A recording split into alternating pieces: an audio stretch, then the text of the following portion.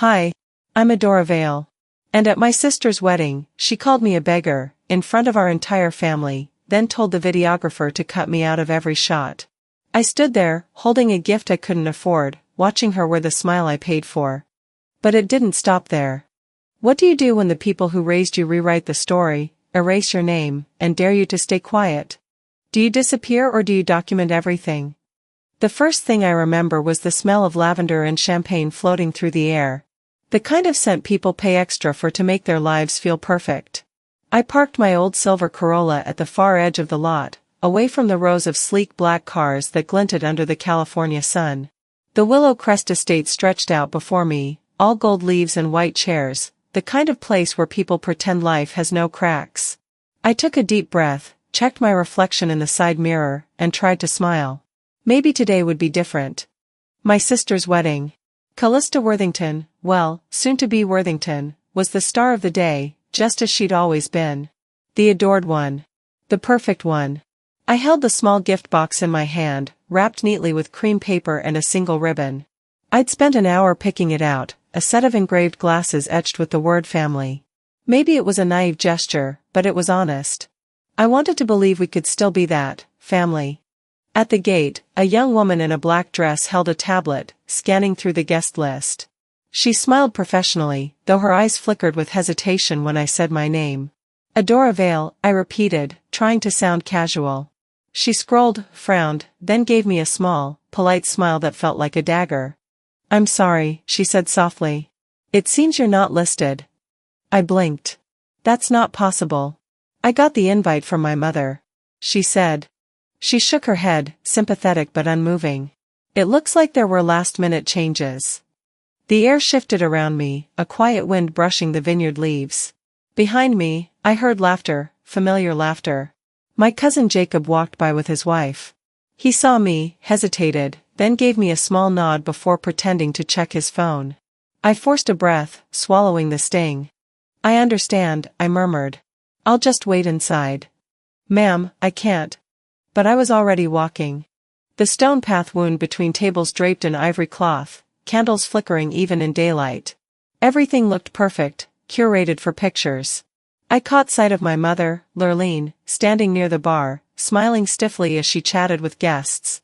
When her eyes met mine, she looked startled, almost guilty, before quickly turning away. That hurt more than the uninviting. I kept walking. The ceremony area was laid out facing the vineyard, with rows of white chairs and a floral arch that shimmered in soft pink tones. The violinist played something gentle, familiar. I found a seat at the very back, far from the chatter, where no one had to acknowledge my existence. Maybe it's a mistake, I thought. Maybe she doesn't know I'm here. The music swelled. Callista appeared at the top of the aisle in a lace gown that sparkled like sunlight on water. She was radiant, and I hated that I still felt proud of her. She moved gracefully, her hand resting on our mother's arm. Sterling stood at the altar, all confidence and charm, his jaw tight with satisfaction. I clapped quietly when everyone rose. For a moment, I let myself believe I was part of this world again. Then Callista's gaze locked onto mine. It was just a second, but enough to freeze me in place. Her lips curved into a sharp, performative smile. The kind she used on her followers, not her sister. Then, without lowering her voice, she laughed. Oh wow, she said loudly enough for the nearest rows to hear. Look who showed up. I thought we made it clear, this table's for family, not beggars. A few guests gasped. Someone's champagne glass clinked. The officiant shifted awkwardly, eyes darting toward the couple. Sterling smirked, like he'd been waiting for this scene. My mother's smile faltered. She didn't speak. Every muscle in my body went cold. My ears rang so loud I barely heard the whispers rippling through the crowd. Is that her sister? She's still living alone, right? Why even come? I wanted the ground to swallow me. My throat burned, but I didn't move. I just sat there, gripping my small purse, pretending the tears weren't gathering behind my eyes. The officiant tried to resume, his voice trembling slightly, let's all take a deep breath and celebrate love. But I was already standing. Every step down that aisle felt heavier than the last. The whispers trailed behind me like smoke. Someone reached out, a distant aunt maybe, but she froze mid-gesture, too afraid to be seen choosing sides. At the edge of the reception, I paused by the gift table. Rows of neatly wrapped boxes gleamed under fairy lights. I placed my small cream package among them, smoothing the ribbon once, then letting it go. The world around me felt muffled, like sound underwater. The music resumed. The laughter started again. I walked down the gravel path, the crunch of my heels against stone the only rhythm that felt real. As I passed the vineyard rows, the golden leaves fluttered in the breeze like pieces of confetti. Behind me, applause erupted, the ceremony had resumed without a glitch. I looked once over my shoulder. Callista was glowing, her hand on Sterling's arm, the crowd adoring her as always. She had what she wanted, a perfect scene. And me, erased from it. At the parking lot, I stopped beside my car, letting the silence swallow everything. My reflection stared back at me through the window, eyes red, lipstick smudged, but posture straight. For the first time, I realized that humiliation doesn't always end a story. Sometimes, it begins one. I started the engine. The vineyard disappeared in the rearview mirror as I drove away, the sun dipping low over the hills. But I knew something deep inside me had shifted. That was the last time I would ever walk away without a plan. By the time I pulled into Midtown, the rain had begun to fall, a slow, deliberate rhythm tapping against the windshield, like fingers drumming on glass. Sacramento had that way of settling into you in the evenings, quiet, damp, heavy. As if the city itself whispered, sit. Think. Remember. I parked outside my apartment and didn't move for a while. The soft hum of the engine was the only thing I could control anymore. When I finally stepped out, the wind bit through my cardigan, and I hurried up the familiar stairs with my keys clinking in hand. The hallway smelled faintly of lemon detergent and coffee, Marian's doing, no doubt. She always said scents could change the mood of a place. Inside, I kicked off my heels and let my purse fall to the couch. Silence wrapped around the room like a thick blanket. I stood still, makeup smudged, hair unraveled, dress damp at the hem. Then I walked to the window, resting my forehead against the cold glass, watching the city blink back at me with its warm yellow lights. Somehow, they made me feel more alone. My phone buzzed on the counter. For a second, my heart jumped. Maybe it was Mom, maybe even Callista. But no. It was a notification, photo of the bride and family uploaded by Callista Worthington. I tapped it open. There she was. Glowing. Radiant. Sterling at her side. Everyone smiling.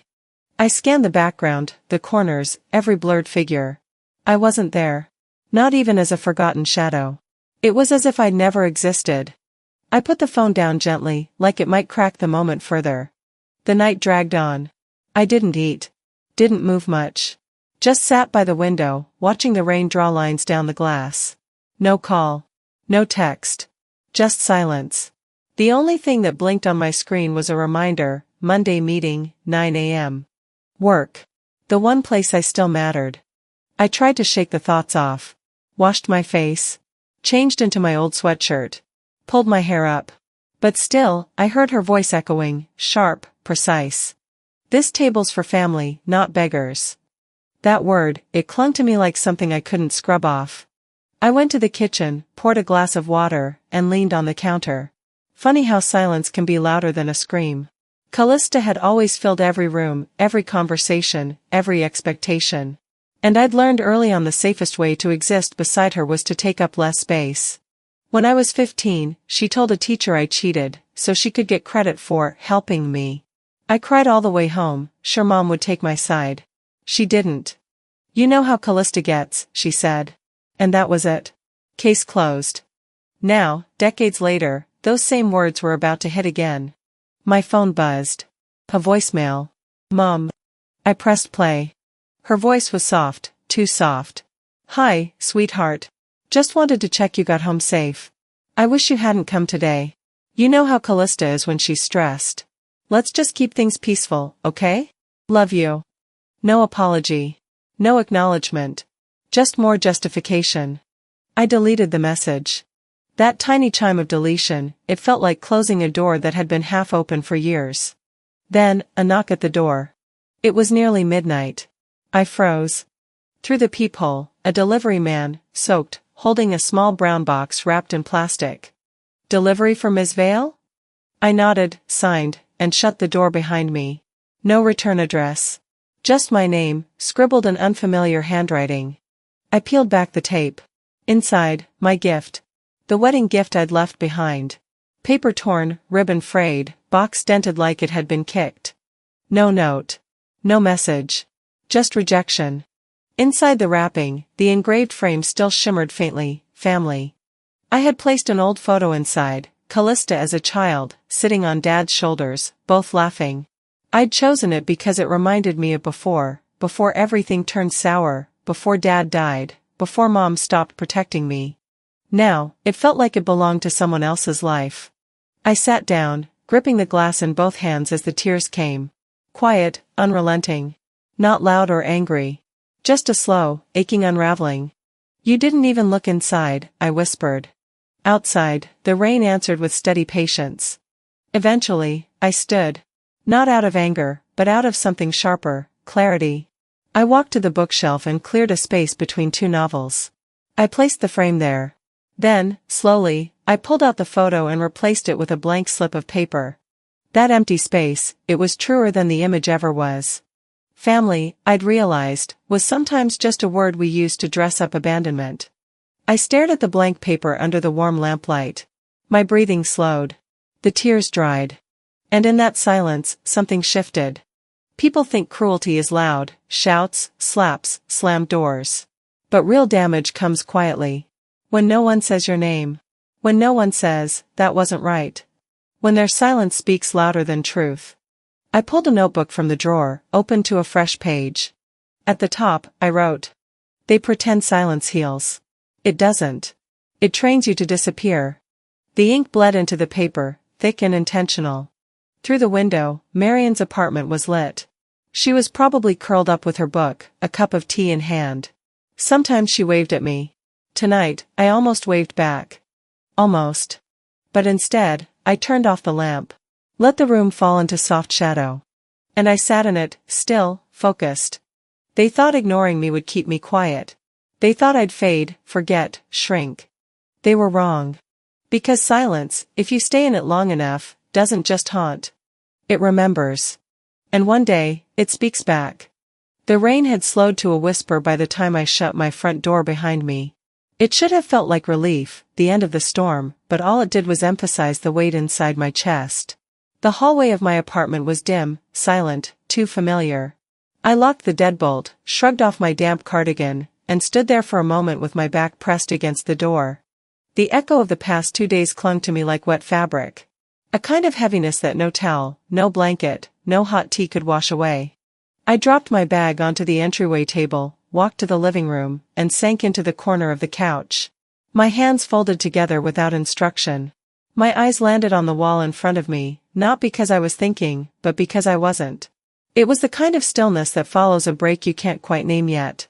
Then my phone buzzed. The screen lit up with a message. Just 4 words. Can we talk? No name. No initials. Just the kind of message that presses into your gut before you even read it. My fingers hovered over the keyboard. My heart was louder than my thoughts. Then I typed. Fine. Let's meet. We chose a small cafe just a block away. Warm yellow lights, low ceilings, wood tables that had been sanded and stained with stories. Trina was already there, seated in a corner booth, hands wrapped around a coffee mug that she wasn't drinking. Her face looked tighter than I remembered, like someone who'd rehearsed an apology in her mind so many times that the real one was slipping through her fingers. I didn't say hello. I just slid into the booth across from her and waited. She exhaled. Adora, thank you for coming. I didn't nod. Didn't blink. Speak plainly. She flinched slightly, but she complied.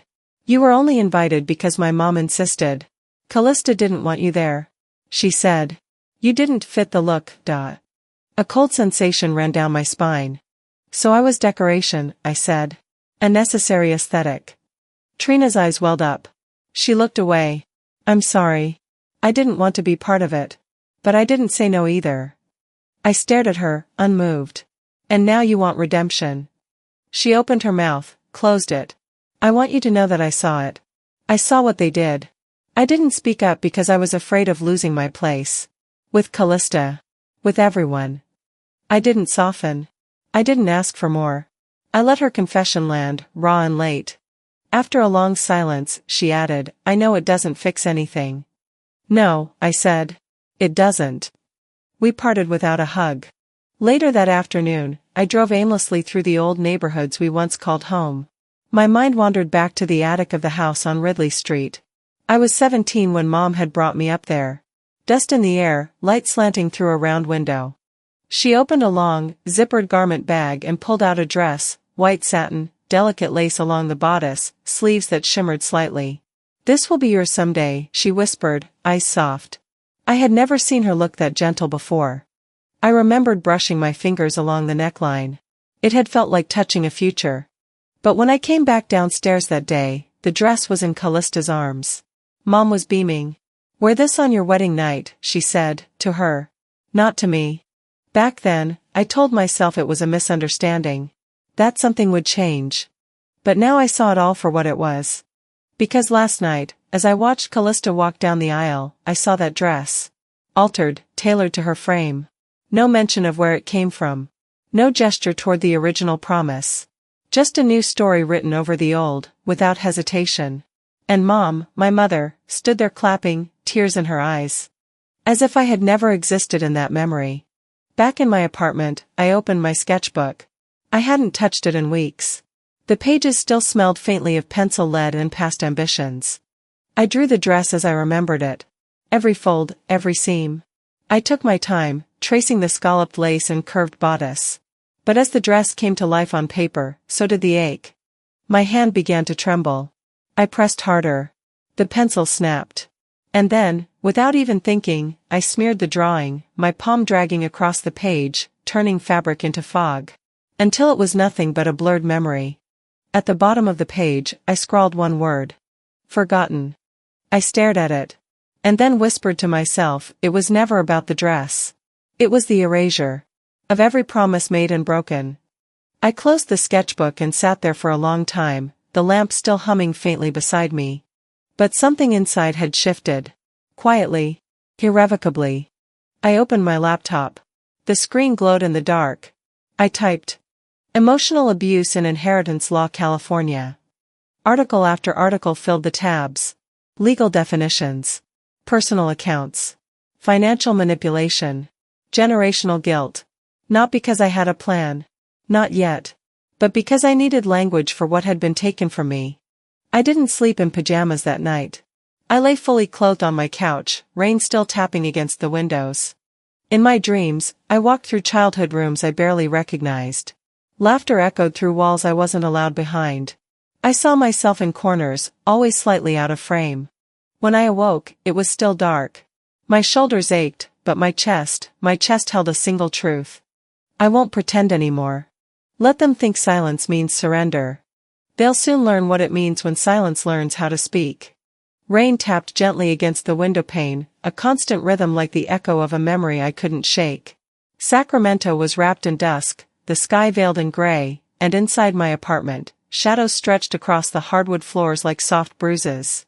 The air smelled faintly of rain and jasmine, the lingering trace of a candle I'd lit too many nights ago and never burned again. I sat up in bed slowly, sheets twisted around my legs like they were holding me back. My breath felt uneven, chest tight from the weight of the night before. It wasn't just exhaustion. It was recognition. I was starting to see the shape of the silence I'd allowed, and how much it had taken from me.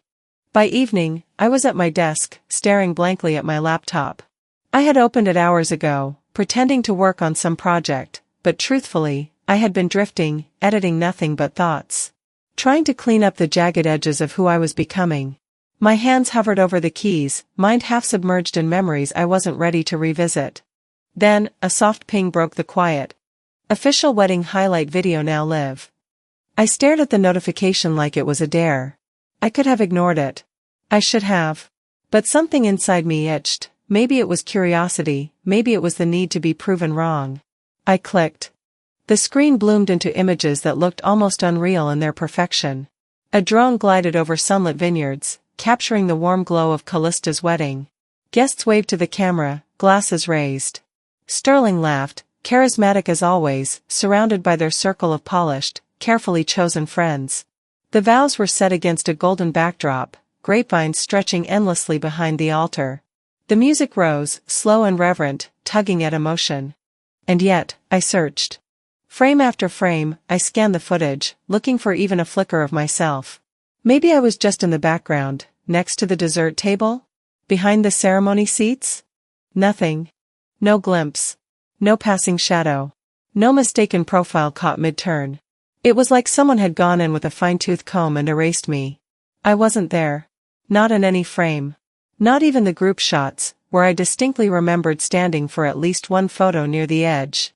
And then the caption rolled across the bottom of the video in elegant serif font. Surrounded by love and only love. I slammed the laptop shut, the sound sharp in the stillness. My hands trembled. My chest was an empty cavern, hollow from the blow, yet burning from everything it confirmed. I opened my phone and, without thinking, posted a status.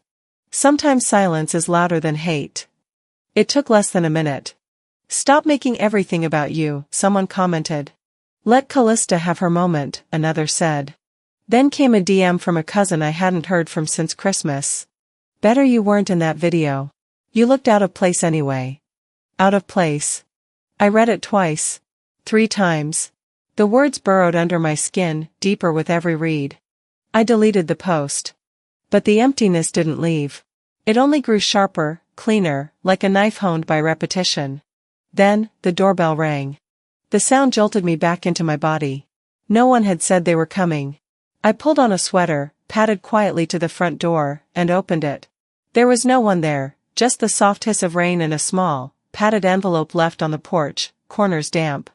I brought it inside, peeled back the wet paper layers. My heart thudded when I saw what was inside. It was the exact picture frame I'd given as a gift for the wedding. The same engraving on the silver rim, family, where life begins and love never ends. But now it was empty. No photo. No note of thanks. Just a single sticky note taped across the glass. You probably need this more than we do. No name. No return address. Just cruel closure. I stared at it, then clenched my jaw. The insult was sharp, but not surprising. It was dressed in politeness, but it reeked of the same disdain that had followed me for years, subtle, consistent, unrelenting. I walked to my room and pulled out the small safe box I kept for private things. Inside lay my old journal, the leather soft from age. I flipped to an entry from nearly a decade ago. April 2016, lent her $2,000. She promised to pay me back within 3 months. Never did. Never even mentioned it again. I taped the now empty wedding envelope to the page. Beneath it, I wrote with steady penmanship. Pattern confirmed. And that was it. That was the moment. It wasn't rage that filled me. It was something colder. Something clearer. Not revenge, but resolve. I had been written out of their narrative, but I was going to write my own. And this time, with evidence. I reopened my laptop and began to search. Not randomly. Surgically. California emotional abuse law. Legal precedents, inheritance fraud.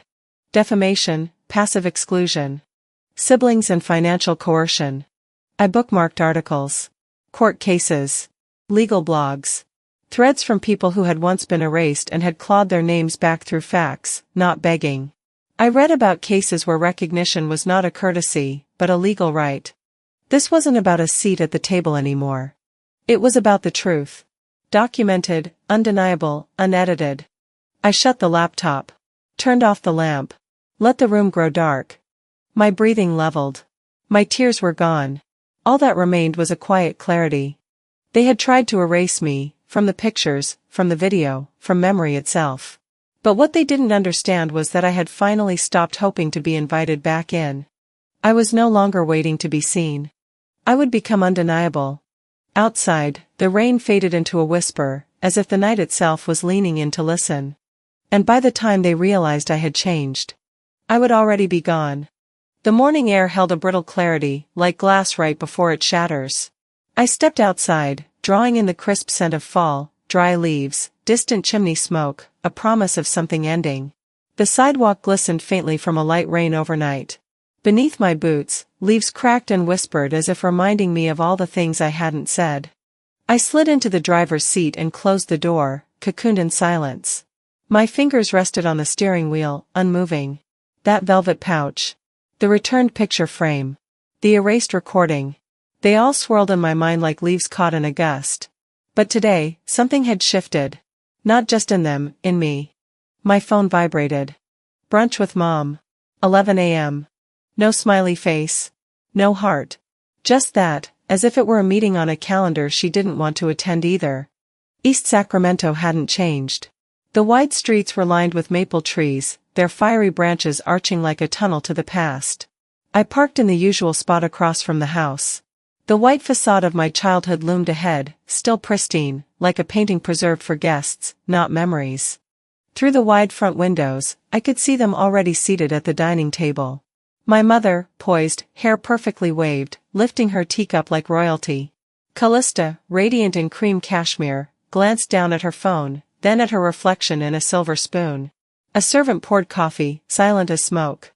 I stepped out, heels clicking on the damp stone walkway. The porch was swept clean, as always. The front door, slightly ajar, beckoned like a stage curtain. Of course. In this house, guests were never to knock. Appearances first. The scent inside hadn't changed, cinnamon, fresh roses, and something that always reminded me of formality. A ticking grandfather clock echoed from the hall, keeping time like it kept secrets. Adora, you came, my mother's voice floated from the dining room, low and practiced. Callista turned and smiled. Her teeth were flawless, the kind of smile she wore at charity auctions. We weren't sure you'd show, she said, as if my presence required courage or apology.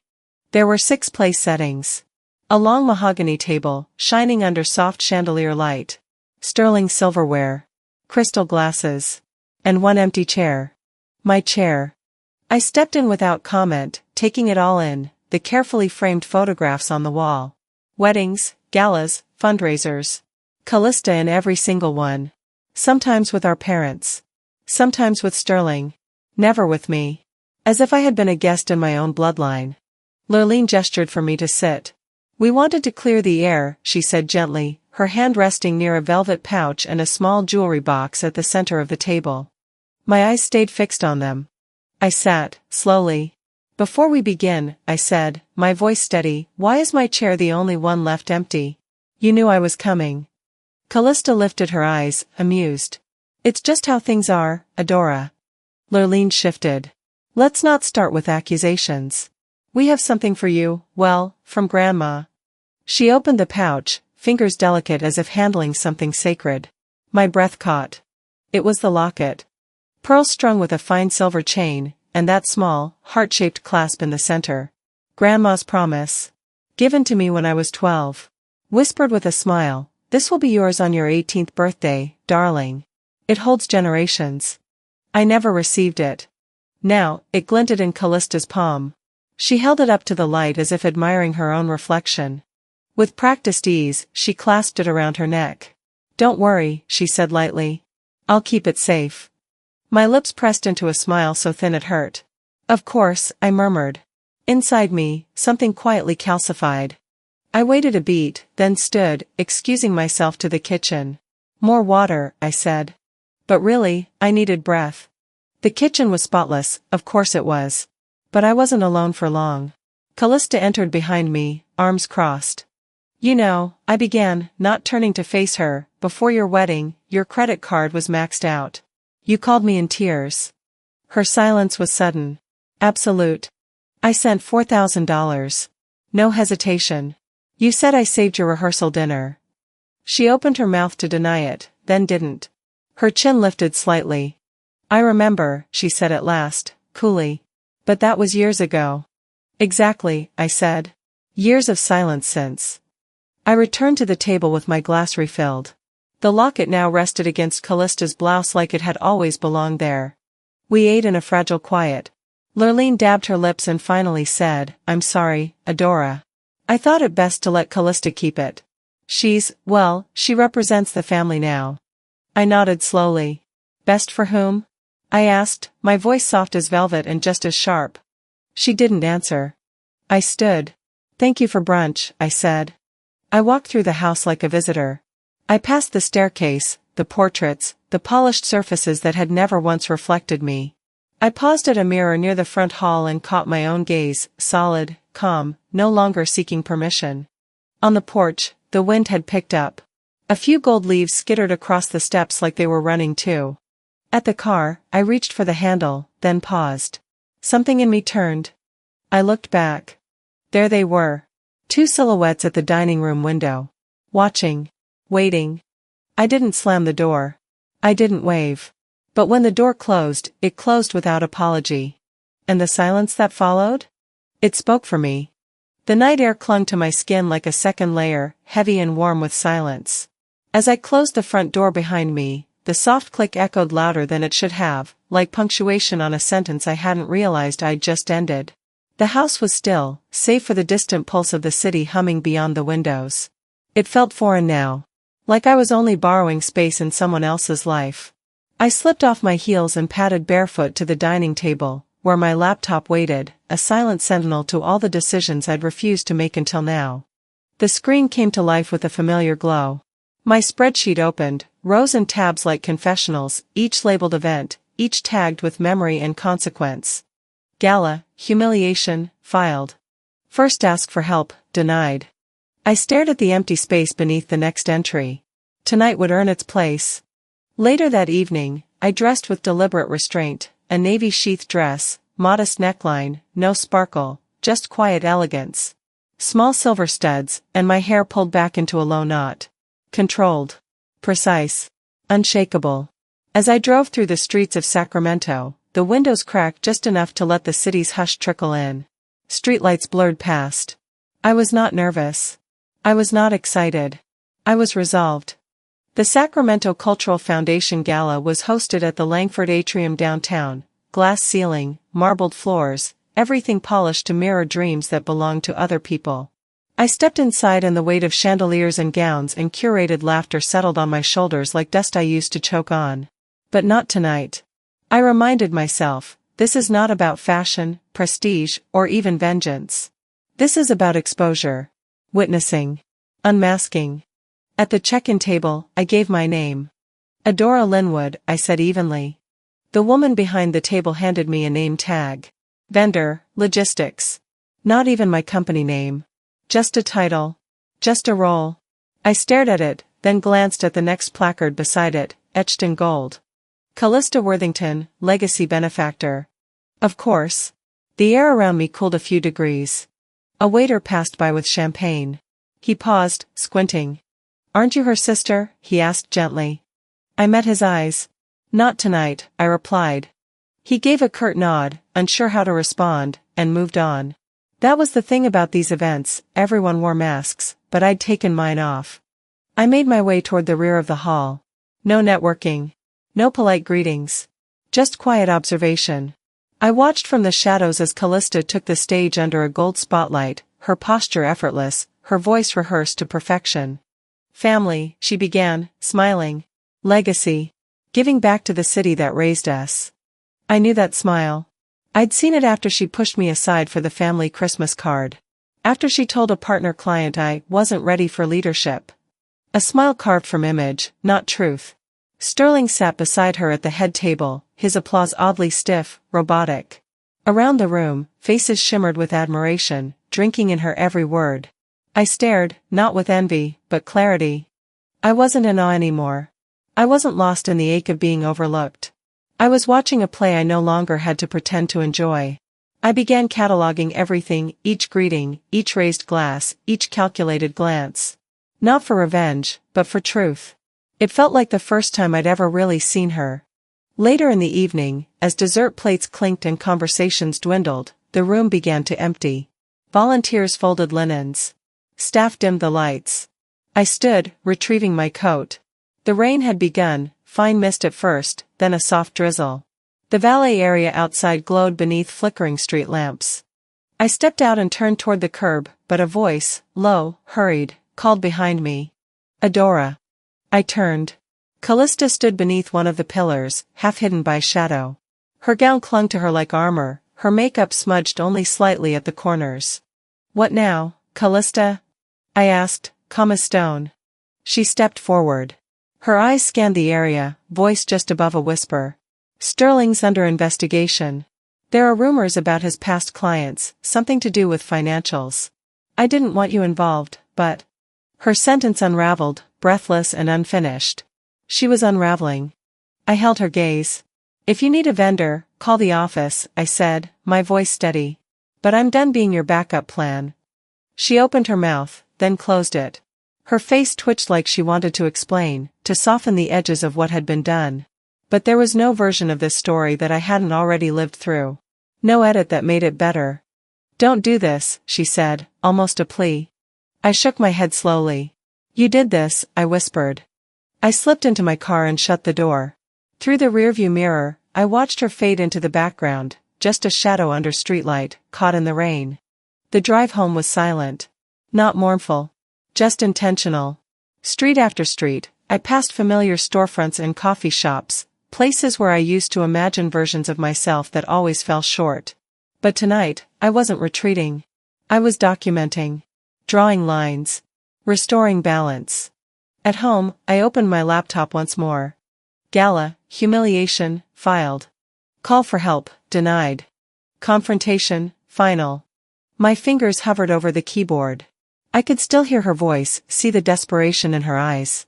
But I didn't feel small anymore. I felt steady. She thought silence would keep me obedient. That being left out would shrink me. Instead, it became the scaffolding of my truth. No more niceties. No more backseats. I wasn't part of her legacy anymore. I was writing my own. The next morning came quietly, almost too gently for what was about to begin.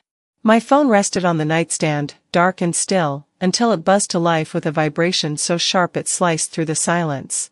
I turned it over, blinking away the fog of sleep. Dozens of notifications filled the screen, emails, texts, social alerts. For a second, I thought there had been some mistake. Maybe something about work. A new client. A reminder. But as I scrolled, the words began to form a different picture. "Is this you? You need to defend yourself." Wow, I didn't think you'd go that far. My pulse thudded in my ears. I clicked the first link.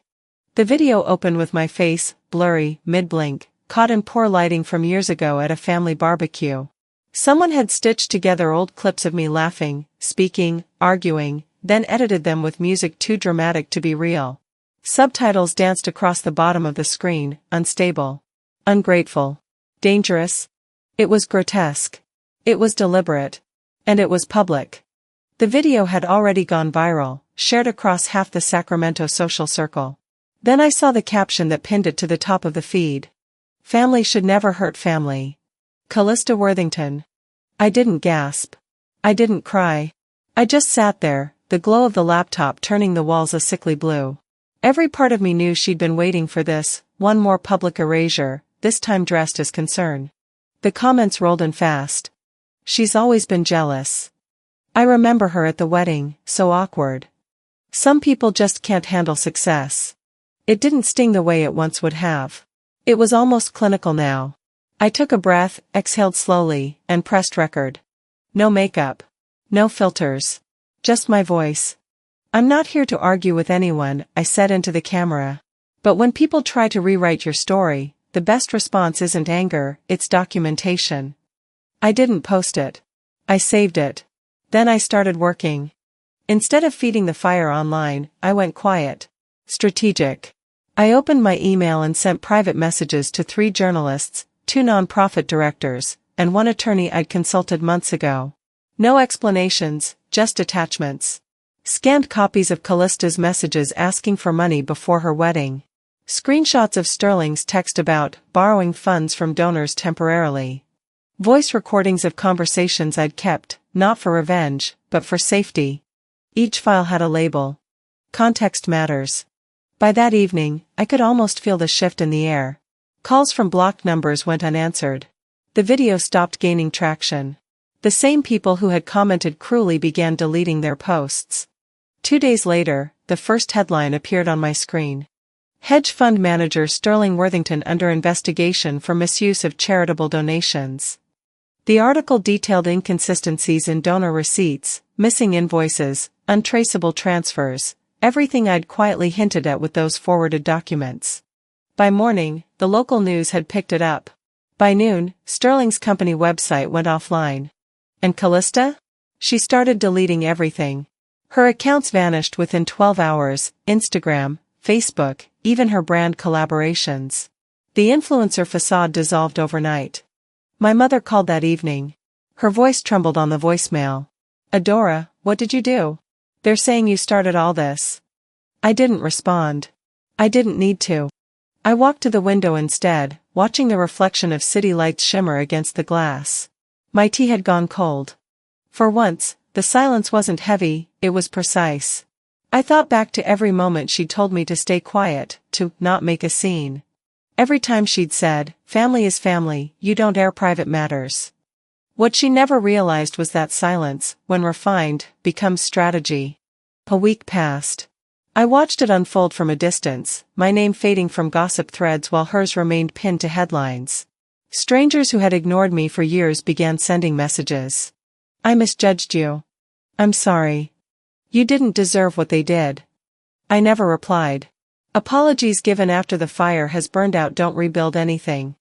I spent those nights at my kitchen table, laptop open, candle burning low. Each entry in my ledger grew clearer, less emotional, more factual. Wedding, erasure. Gift, returned. Gala, reclassification. Video, defamation. The pattern no longer felt personal, it was evidence. And while the world finally began to see the cracks in Callista's perfection, I didn't feel triumphant. I felt steady. The control she'd had over the narrative had finally slipped. For years she shaped every story, edited every memory. But the moment she turned her manipulation digital, she handed me proof of intent. On the 7th day, a notification buzzed. A new message. Unknown sender. "We need to talk. I can't hold it together anymore. Sterling." I stared at the screen. Then I closed the laptop. Some people fall because they trip. Others fall because they were pushed. I just made sure there was no net this time. Morning breaks gently. Pale light filters through the sheer curtains in my kitchen, painting soft lines across the table where the envelope still rests. Sterling's words echo in my mind, sharp but cracking at the edges. "We need to talk. I can't hold it together." I haven't opened it. Not yet. I run my fingers along the edges, feeling each fold, the tension in the paper like an echo of the tension in him. I allow myself to trace the crease where he sealed it shut, wondering what he hoped I would find inside. Confession, apology, justification? I breathe in, steady. No trembling. By midday, I make my way to the community center in Oak Park.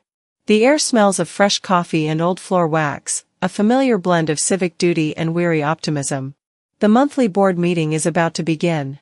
Residents shuffle in, greeting one another, holding folders and reusable water bottles. I slip into a chair near the back, far from the attention, close enough to witness. The weight of all that's happened follows me into the room, not heavy, but present. Like a coat I no longer wear but keep draped across one arm. Marion Key stands at the front. She's wearing a soft blue blouse that looks like it once belonged to someone who loved her. Her hands shake slightly as she adjusts the maps and documents spread out before her on the lectern. She catches my eye briefly, and I give the smallest nod. Her voice cracks at first, but she clears her throat. I want to start by saying something," she begins, addressing the room of council members and neighbors. "Something personal. About someone who helped me when no one else would." A few heads turn toward her. Mine stays still. I wouldn't be standing here today if not for Adora Vale. Now all eyes shift. Quietly, deliberately, they look at me. I feel their gaze like the warmth of a nearby fire, not scalding, but hard to ignore. Marion holds up a manila folder and opens it. She pulls out a series of papers, photocopies of old emails, faded screenshots of bank transfers, a scanned letter of recommendation. My letter. I remember writing it during a snowstorm years ago, alone at my desk, wondering if it would even be read. She didn't ask for anything in return, Marion continues. She just listened. And then she acted. That scholarship got me back into school. And that, her voice falters, changed everything. The chair of the board, a silver-haired man in suspenders, takes the folder. No one claps. No one needs to. The silence that follows isn't awkward, it's reverent. A kind of stillness reserved for when truth is laid bare. I don't smile. I don't speak. I simply nod. After the meeting, a few people approach me, some with soft greetings, others with curious glances. I excuse myself gently. I don't need acknowledgement. I came for the air. For the reckoning. And I received it. Back home, the house is dim again. Quiet wraps around me, familiar and forgiving.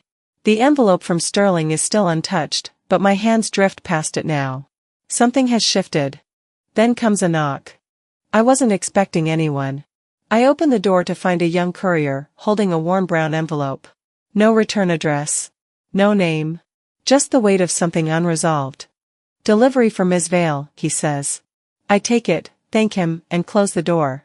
I don't rush. I carry the envelope to the dining table and place it beside Sterling's. A strange symmetry, one sealed by fear, the other by remorse. I open the second. Inside is a single sheet of cream stationery, the handwriting looping in delicate cursive I'd recognize anywhere. Lurleen. You always had the strength I lacked. I see it now. I hope you use it for good, not revenge. The ink wavers slightly, like her hand trembled while writing. I imagine her sitting at a vanity or kitchen counter, trying to summon a version of herself that once believed in grace. Folded beneath the letter is a small white handkerchief. Soft cotton. Faint scent of lavender. Embroidered at the edge, for my brave little one. The cloth flutters as I lift it, pressing it to my lips. My eyes close. My breath catches, not a sob, but something close. A release. An unspoken surrender. I don't cry. But I feel something leave me. That night, I return to the spreadsheet on my laptop, the long ledger I've kept, full of debts, betrayals, dates, names. The file I built when I needed proof. I scroll past the entries, every loan unpaid, every insult unforgotten, every silence that wounded like a blade. At the bottom, I add a final note. Repayment received, not in dollars, but in truth. Then I highlight the file and delete it. No backup. No archive. Gone. I pick up my phone. My fingers hesitate for only a moment before typing, yes, I'll attend the panel. No +1. I don't hit send yet. I leave it there, unfinished but waiting. A decision in motion. Outside, the wind shifts. A single leaf detaches from the branch and flutters down, landing on the balcony railing. Gold against gray. Some endings don't need applause. They ask only for stillness. A breath taken without bitterness. A door that remains open, not because anyone walks through it, but because you no longer need to close it to feel safe. And a name that, when spoken, no longer carries pity. Only peace. 1 week later, I found myself sitting outside the county courthouse, my shoes tapping softly against the cold marble floor. The air smelled like paper, nerves, and old echoes. The early light filtered through tall glass windows, casting long streaks of sunlight across the hallway. Everything felt formal, almost sacred. I checked my watch. 9 a.m. Right on time. Inside, a digital board lit up with bold letters. Worthington and Borough, alleged financial fraud, defamation, misappropriation of donor funds. Sterling's name. Callista's, too. It no longer scared me to see them up there. They were no longer giants towering over my life. Just defendants with suits and lawyers. I adjusted my blazer, my breath steady. Today wasn't my trial, but in a way, it was my verdict. The courtroom filled with murmurs. Someone whispered behind me, she's the sister. Another voice followed, she's the one who leaked it all. I didn't turn around. I didn't need to. Let them wonder. Let them know. When Sterling finally walked into the room, his step stiff, his jaw clenched, he barely acknowledged me. For years, he had spoken over me, laughed behind my back, and dismissed me like a footnote in their family fairy tale. But today? He passed me like I was made of steel. The hearing unfolded in deliberate rhythm. Charges were read aloud like the verses of a sad song. Fraud. Deception. Breach of public trust. The judge, firm and unsmiling, let the evidence stack like bricks, misused grant money, hidden transactions, donor accounts rerouted, messages laced with arrogance and carelessness. Some in the courtroom gasped as the recordings played. Some people cried. I didn't. I watched it all like someone seeing the final page of a book she'd been trapped in. And then, finally, the gavel came down. Outside, the air felt softer, brighter. My steps down the courthouse stairs were slow, but sure. Cameras flashed, reporters clustered, murmuring my name like a rumor reborn as truth. But no one blocked my path. No one asked me questions. I slipped past the chaos with my head high and my silence intact. Back at my apartment, the quiet welcomed me. The soft hum of the fridge, the faint ticking of the clock, the space I had claimed as my own. On the coffee table sat another envelope. Plain. No stamp, no return address. My stomach twisted. I opened it slowly. Inside were drawings, sketches I'd made as a child. Stick figures of two girls playing hopscotch. Crayon houses with picket fences and smiling suns. On the back of one was a note in my old handwriting. Me and my sister Callie. And our doll. I ran my fingers over the faded paper. The memory stung, not because it was cruel, but because it was innocent. Before the lies. Before the betrayal. When love had been simpler and my world hadn't yet split in two. I folded the drawing and slipped it into my journal. I didn't cry. I didn't need to anymore. A few days later, I stood in the center of my new office space, a modest second-floor suite in Midtown. The floors still smelled of fresh polish. The windows let in wide rays of golden light, the kind that made you believe in tomorrow. The leasing agent handed me the pen. Just sign here, Ms. Vale. My fingers didn't tremble. After I signed, the receptionist asked, "What name would you like printed on the door?"